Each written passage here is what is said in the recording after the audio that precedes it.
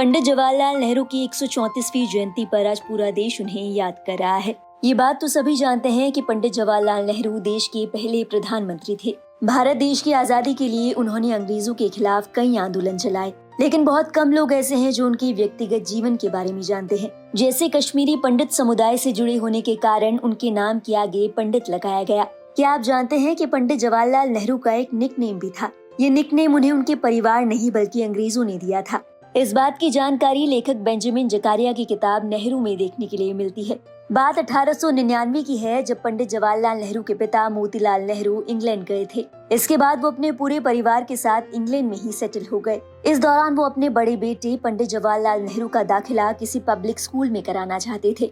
यहाँ से JN नेहरू का हैरो स्कूल का सिलसिला शुरू हुआ। जवाहरलाल नेहरू के मजाकिया और हंसमुख अंदाज के कारण उन्हें एक निकनेम दिया गया। पंडित जवाहरलाल नेहरू के विदेशी दोस्त उन्हें जो नाम से बुलाने लगे।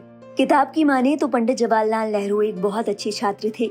वो फ्रेंच और गणित में बहुत होशियार थे। उन्होंने यहाँ लैटिन और जर्मन भाषा भी सीखी। ब्रिटानिका के अनुसार 16 साल की आयु तक घर पर ही शिक्षा हासिल करने के बाद जवाहरलाल नेहरू हैरो स्कूल गए और बाद में ट्रिनिटी कॉलेज का रुख किया। यूं तो पंडित जवाहरलाल नेहरू का जन्म 14 नवंबर 1989 में इलाहाबाद में हुआ था, लेकिन पिता के विदेश में शिफ्ट होने के बाद उन्हें भी इंग्लैंड का रुख करना पड़ा। हालांकि उनकी मातृभूमि उन्हें लगातार पुकारती रही और 1950 में उन्होंने भारत के प्रधानमंत्री के तौर पर भारतीय गणराज्य की कमान संभाली। इसके बाद तकरीबन 14 साल देश को अपनी सेवाएं देने के बाद 27 मई 1964 को उन्होंने दिल्ली में अंतिम सांस ली।